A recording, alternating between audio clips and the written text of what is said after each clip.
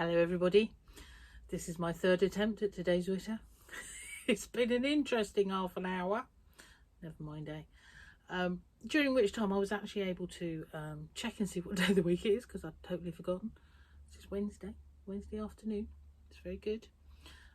Lost the plot totally because we should have been on holiday, couldn't go, obvious reasons. Rearranged a second holiday within the UK up to Scotland to see our niece and into Wales to see Julia from Crosspatch, rules and things, one thing and another. That all got cancelled. I was supposed to go to Panico's. I was going to do your Witter from Panico's in Stockton, but I'll do that the next time I'm visiting up there. So that was to see Carl. You know, there was all these things lovely planned, and all that got cancelled. Never mind, we're all still good and we're here. And we had a fabulous morning in Cornwall this morning. It was loads and loads of sunshine. Now it's throwing it and bucketing it, but that's fine. We had a few hours of real good stuff. Even had the door to the studio wide open with the sun coming in. It was lovely. Right, now, Witter Quilt number 6 is our Christmas quilt, or my Christmas quilt, our Christmas quilt, whatever you want to call it. Witter Quilt 6, Christmas appliques, all right? Now, because my Witters have been hit and miss the last few weeks, and I hope now to catch up with them and carry on with you in a far more regular way, I thought I'd go back over what we've done so far, just to bring everybody up to date, because if anyone wants to join us, they can see what's going on and then maybe backtrack, look at the previous ones and get in and do. So we did the centre first, believe it or not, didn't we? Which was obviously not applique at this stage. This is log cabin variation, Christmas wreath. So the last quilt we did was all different log cabin variations, and this was an old one of mine from many years ago design wise. So I thought it'd be nice to redo that. We've done it. I've got a couple of packs if anybody wants, kits with the fabric, and just a quick photo of the how-to on this one. Fabrics are different to this, it has to be said, because some of these are 20 odd years old. The kits are the newer stuff, it has to be said, for the most part. And they're just 20 quid, but it's only the fabric for the top of this with a little bit extra, and a quick photo of the how-to, as opposed to my normal full instruction booklets, all right? So if you want any of them, give me a shout. So that's the centre of this next quilt, all right? I'm just going to put that to one side. Then because I got interrupted with me Witters, this is all upside down and back to front now, you must excuse me. Then we're going to do small applique blocks around that, okay? Each block will have some sort of a link to the Christmas tide or the Yule tide or whatever you would want to be calling it, okay? Some of these suggestions have come from you, some of them are mine. Has to be said, they've all been my decision come the end, because I've had to make the first one and write the pattern. So I hope you like them. So block number 1 was bells, okay? Now, it has to be said, I've not finished machining these yet, but I will do. And I'll tell you something else in a little minute, which is why I will do so. And there's some gold braid I've put on them. I don't know if you can see that up close. All right. Embellish them as much as you want. I know Sally's out there and she's busy. She's embroidering these like a red work, all of these different blocks, and they're looking really nice. And I think today's is going to give her a bit of a challenge. I like it. Can't wait to see what her quilt comes out like. So yes, so there we are. So that's a little bit different. Embellish to your heart's content. All right. So that's what I've been doing. Also has been putting a green border around. All right. So these become an 8-inch finish. And then I'm cutting 1.5 for the border strips, so that come the end they'll be 1 inch wide. Okay, we might have to do sashes and things in between. I have no idea yet because I've not designed the quilt. We'll see what happens. So that was block number 1, the bells. All right, the bells. Block number 2 was the Christmas pud. All right. Now, it has to be said, majority of Christmas pud patterns that I've ever seen have just got Christmas pudding in the middle of them. And I thought, you know what do you have with your Christmas pud? We have to have a glass of something. So we've got a glass of bubbly going on here. All right. And then we got some, obviously, decoration type holly stuff. And he's on his plate and that matches the glass. And then this brings me to what I was going to tell you about. I haven't finished sewing that one. There's little red berry things going on there, yeah. I've not machined them yet because I'm a bit blind. And I found the most amazing thing. I can see, as of today, I can see so much in order to stitch. I'm due an eye test. I have to say, I couldn't have it when I should have had it because I had a major op, and that apparently affects all your hormones and your eyeballs.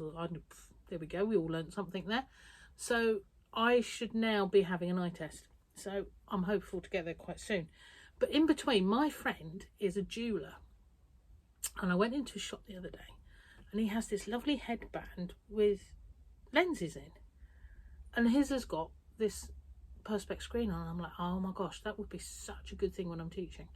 And I said to him about it, and he's whatever. So look what I've got. I've got a headband that sits there, and I'm going to get my husband to put me Perspex on the back there so that it comes down and I can teach. But look, that comes down. I feel like a bit of a Dalek or a miner or something, but I can see. It's amazing. So I've been able to do my stitching around my applique. I'm just so pleased because these little berries never got done, but the berries in today's one got done. If you have problems, I can highly recommend these. Yeah, fabulous. And I think they're about 25 quid, and they came with different sets of eyes. That sounds good, doesn't it? I think these are like these are a 1.5 or a 2 or something, but they come in with different lenses, and you can just pop them in and out how you want them.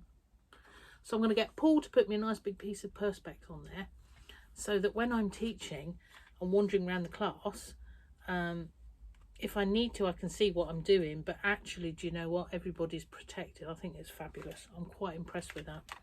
A bit of a sidetrack, but there we are. So yeah, so I'm going to finish me berries round that one now. So that was the Christmas purge. Then what did we do?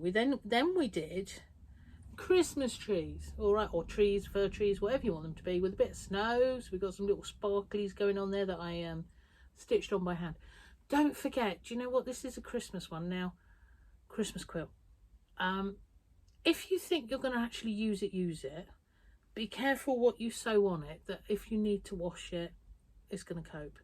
If you're going to hang it maybe, or just have it as a decorative or something, and it's not going to get washed all the time, then maybe, like me, you can get a little bit carried away with what you put on. So a gentle wash this would cope with. What I couldn't do would be put that into a machine. So anyway, so there we have Christmas trees with, but embellish things as much as you want. Embroidery, bits, pieces, who knows, whatever you want, whatever you fancy. Right, so I haven't only started machining this one. This was block 4, which is my lockdown angel with the big bum, just like me. Well, not just like me, because I certainly haven't got yellow hair. Not at the minute. I was going to do it black and pink, but yeah, never mind, it came out a different. And the lopsided, I think, is very appropriate for me, but there we are. So that's our nice fat lady. Off you go. I think I did say this the other day. This was on a far paler piece of fabric. In actual fact, where is it? It was the same fabric that I've used for the champagne for her hair, because I thought, oh, that will do. That will be nice. But it didn't really show. It didn't work. So I actually got out some Sharpie pens, and I put a bit of colour in, and then I went and got my gold marker that I write my Christmas cards with, and then I put that on. See, again, I don't know how well that will wash, the gold marker, excuse me, but you know what, it is what it is. Okay, so that's where we've got to. And now today, when I was going through all of these just now, I suddenly realised that today's block hasn't had its green border put on, so you must excuse me on that one. I was getting a bit carried away. We're doing candy canes, all right, and yes, that is probably quite fiddly, all right, but I do just want to talk you through it a little bit, because actually it's more doable than you think. Yeah, have a bit of faith, take your time, it'll be lovely. Bondaweb, I've said this before, I love it. Okay, you can layer things up a bit with Bondaweb and it doesn't get too solid. If you use some of the others that are really sticky, fusible webs, that sort of stuff, I'm not going to say names and stuff because that's not fair, when you put layers and layers on, it becomes really thick. It's more like cardboard. And when you start machining, it gums up your needle and it will wreck your machine if you've got too many layers. All right, I say wreck your machine, it will go for a service. Paul, hubby, as in sewing machine servicing person, he gets really twitchy about it because it gums the needle and it does take it through. All right, so Bondaweb is fine.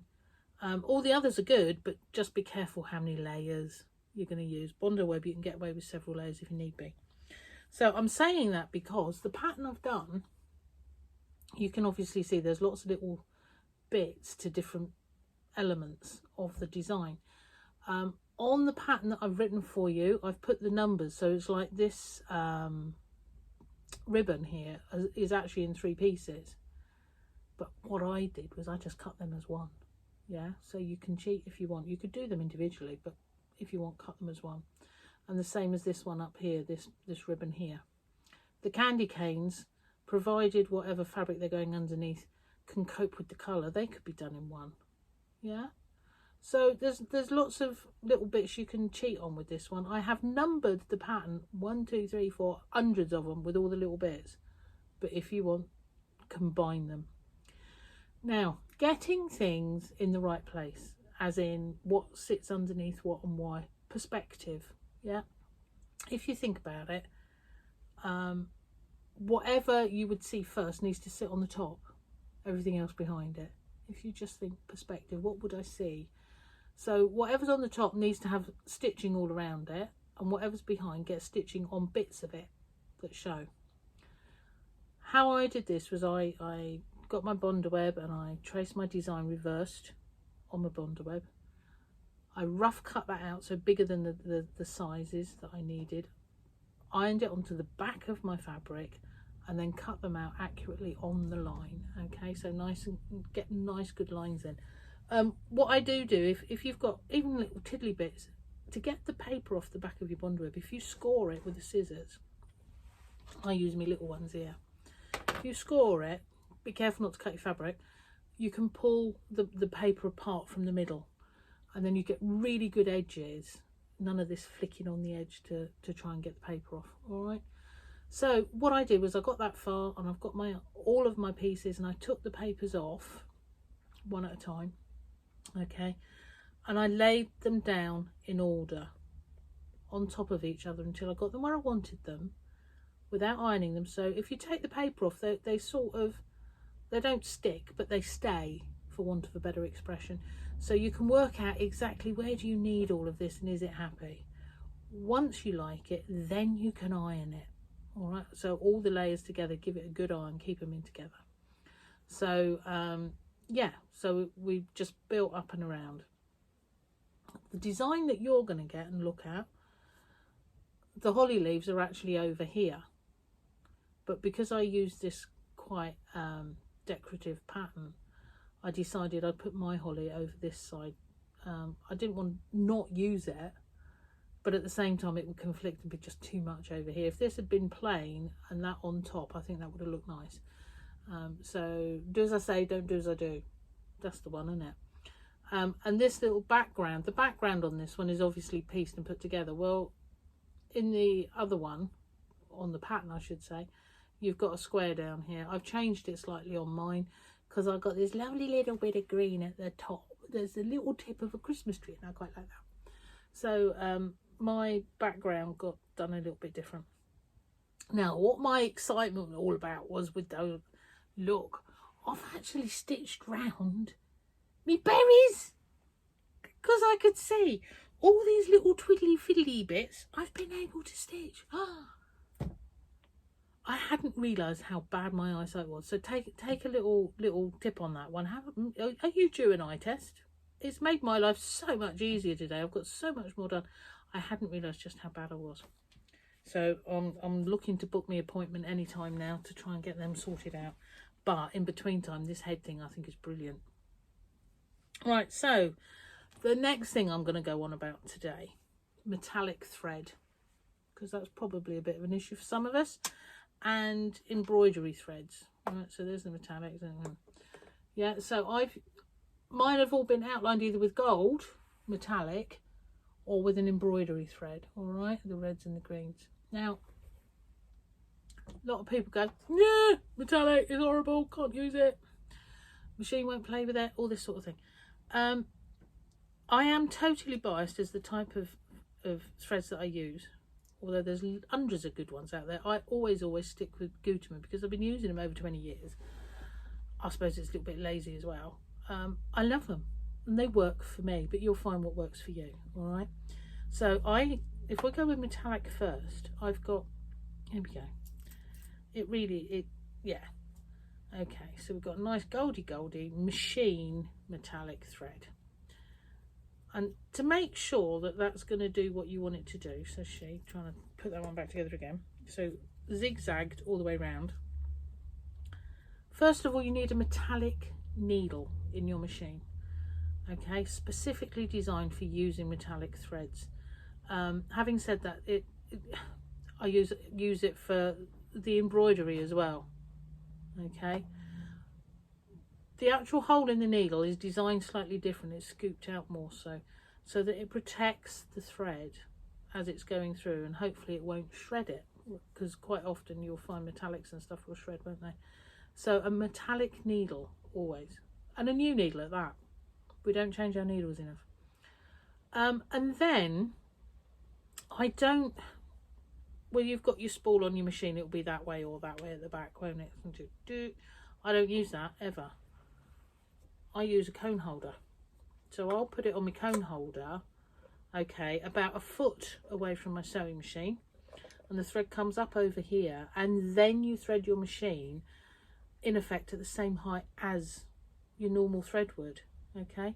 What this does on this occasion for these is it gives it space for the thread to unwind and straighten out, okay, because quite often a lot of the kinking and knotting will be because this little kink gets all the way down to your needle and then it all dies and has a fit and stretches and does horrible things. But if you give it enough distance to unthread properly, unwind properly, it'll be absolutely fine, all right, or it should be. Don't forget your needle as well.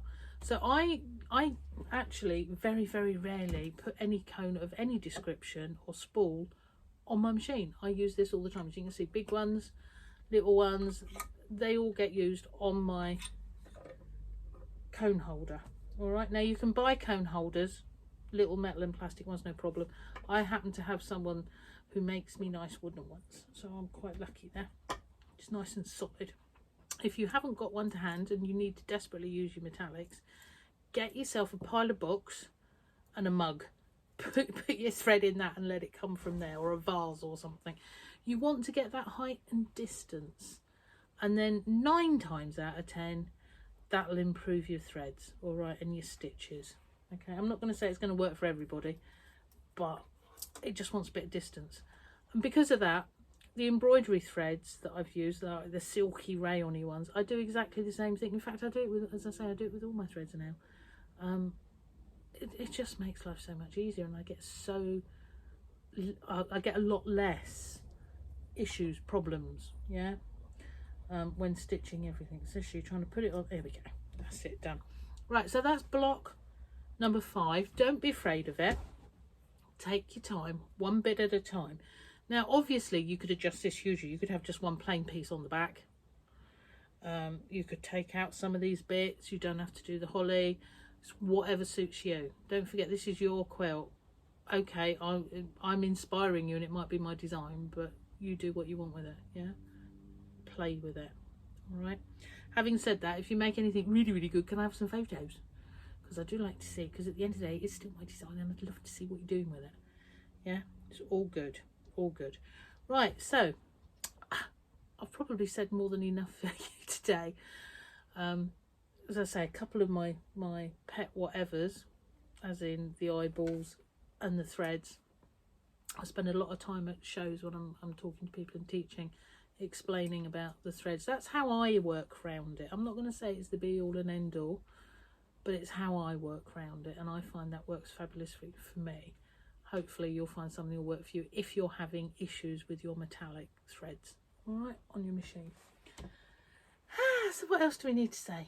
loads of fabric coming. Oh, lots and lots of it. If anybody is needing any fabric, have a little look over either on my website abbyann.com or on my Facebook page, Abby Ann Patchwork and Quilting. I've put up photos of it. It's not all got itself onto the shop yet because there's so much and I'm trying to do everything at the same time. But yeah, do have a little look. There's some fabulous new stuff come in and gone on. Christmas is running down, which is lovely, so, as it should be at this point as far as I'm concerned. I'm not out of it, but it's getting low. That's lovely. What else is going on? Oh, I don't know. I think that's probably it. So just one quick request. If you are watching and you've not subscribed to my YouTube channel, I would so appreciate if you would just hit the button subscribe. It's not costing you anything. I'm doing these for nothing. So if you would hit the subscribe, that will help me as a business a little bit further down the line.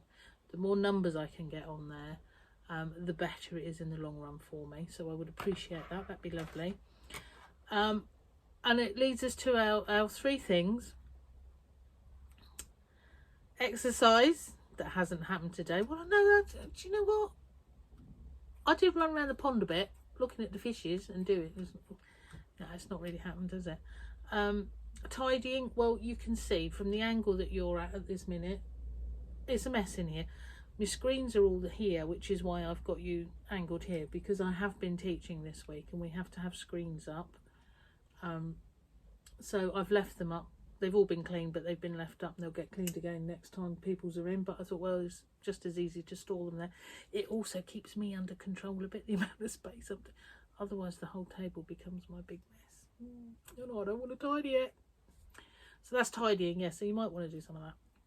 And then the other thing, which I see even the government are advertising about now, stay in touch with each other, be lovely to each other, talk to each other. Is everybody okay? Yeah.